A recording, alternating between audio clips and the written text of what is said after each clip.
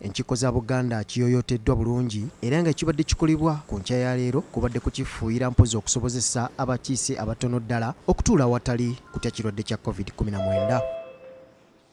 Ku ssaawa nga 3 ez'okumakya, Minisita w'ebyensimbi mu Bwakabaka bwa Buganda Oweekitiibwa Robert Waggwa Nsibirwa abadde amaze okugoba mu Bulange okusobola okusoma embalirira y'omwaka 2021-2022. Era tumwanirize obuwumbi obuwerera ddala 121 Obwakabaka bwa Buganda ze buyisizza nga ze zigenda okusobola okubuyambako okutambuza emirimu egy'enjawulo wamu n'okulaakulanya abantu ba Ssaabasajja. Ensimbi zino basuubira nti envujjo, obusuulu n'ekkanzu bigenda kuvaamu obuwumbi 18 ate obuwumbi 5 zive mu nsimbi ezo ezibanjibwa gavumenti eya wakati. Obuwumbi 14 zigenda kuva mu masomero oba amatendekero g'Obwakabaka bwa Buganda, obuwumbi 4 zive mu bizimbe by'Obwakabaka, obuwumbi 29 zakuva mu bannamikago n'abanywanyi n'ebintu ebirala ebisuubira okuvaamu ensimbi. Okwetegereza n'okubaganya ebirowoozo, Kamange Sipiika tusuubira okuyingiza obuwumbi 121 ng'okusinga tutunuulidde obusuulu okuva mu ttaka basaze entotto engeri gye neeyongera.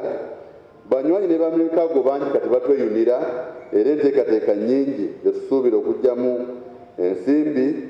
Tusuubira nti era amasomero n'amatendekero galigulawo ate tulabye nnyo nti n'obwegassi bugenze nnyo mu maaso. Oweekitiibwa Robert Waggwa Nsibirwa, Minisita w'ebyensimbi mu Bwakabaka bwa Buganda, yasomye embalirira eno n'awagirwa Profesa Umaru Kakungulu, ssentebe w'akakiiko k'ebyensimbi mu Bwakabaka bwa Buganda, era yaleese ekiteeso eky'okugiyisa. Olukiiko olwaleero abakiise abakisinga balwetabiddeko mu nkola ya Zoom, era wano Oweekitiibwa Robert Waggwa Nsibirwa wasinzidde n'ategeeza ng'Obwakabaka bwe bugenda okussa ennyo essira mu tekinologiya okusobola okulaba ng'emirimu gy'Obwakabaka tegiyimirira. Okusinziira ku mbalirira ey'obuwumbi 121, obuwumbi 7 zigenda kuweerezebwa mu nkuluze, obuwumbi 6 zakusibwa mu nsonga ez'ettaka, okuddukanya n'okuddaabiriza ebizimbe by'Obwakabaka kiteereddwako obuwumbi 4, okutumbula ebyenjigiriza mu Bwakabaka bwa Buganda kuweereddwa obuwumbi 14, obuwumbi 17 zakusitula byanfuna bya Bwakabaka bwa Buganda, gavumenti ez'ebitundu ziweereddwa obuwumbi 6, ebyemizannyo biteereddwamu obuwumbi 2. Ensaasaanya esinga okusinziira ku Oweekitiibwa Robert Waggwa Nsibirwa yakulaba ng'ekulaakulanya abantu ba Ssaabasajja, okutumbula ebyenjigiriza n'embeera z'abantu wamu n'ebintu ebirala.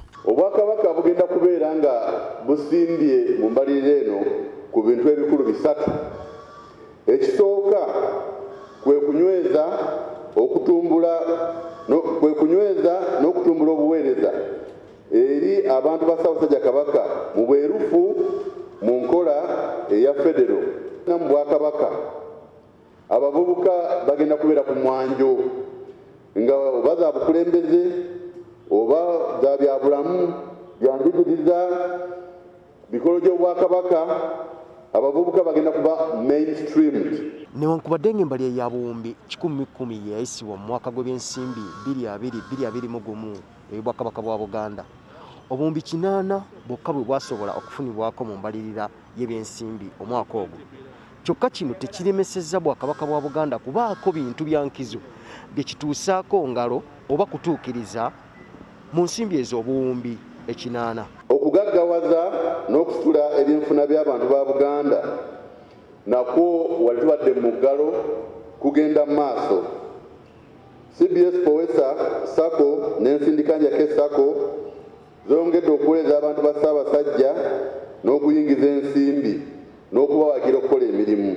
Mu birala ebikulaakulanyiziddwa mulimu embuga z'amasaza, ebizimbe, ebibumbe nga kati biwerera ddala 35 ebimaze okusibwa ku luguudo Kabakanjagala, ng'Oweekitiibwa Robert Waggwa Nsibirwa asuubizza nti omwaka gw'ebyensimbi guno ogutandise we gunaggweerako ng'ebibumbe eby'ebika by'Abaganda biweddeyo. Ekirwadde kya COVID-19 kireetedde ebintu bingi okuyimirira omuli luwalo lwaffe n'ensonga endala, kyokka Obwakabaka bwasobola okukwasizaako ebitongole byabwo omuli CBS, BBS n'ebirala, kyokka era abayizi abawerera ddala 1,200 mu masomero ag'enjawulo basikiddwa omukono mu kusobola okutumbula ebyenjigiriza. Twagula transmitter ne antena empya ne ziteekebwa ku mulongooti gwa CBS oguli e Buziga okwongera okukanyuga amaloboozi ewala n'abantu okwongera okuwulira obulungi bye tuweereza abantu baffe mu byenjigiriza.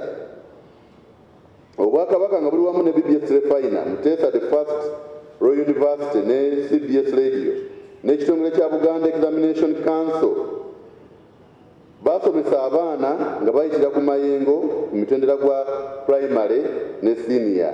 Era ekitongole ky'ebigezo kyagezesa abaana 1,200 mu masomero 47. Eno yembalirira eyokusatu okuva Obwakabaka lwe bwayisa enteekateeka nnamutaye 2018-2023 era ng'olukiiko luno olukubiriziddwa Oweekitiibwa Patrick Lwagamugumbule omusomeddwa embalirira ya 2021-2022 lubadde lutuula lwa 28 olw'omulundi ogwokusatu era nga Kamalabyonna wa Buganda Charles Peter Mayiga alwetabyemu wamu n'ab'ebitiibwa abatono ddala olw'ekirwadde kirumala bantu ekya COVID-19. Mark Jackson Kasule, BBS Telefina, Gambuuze.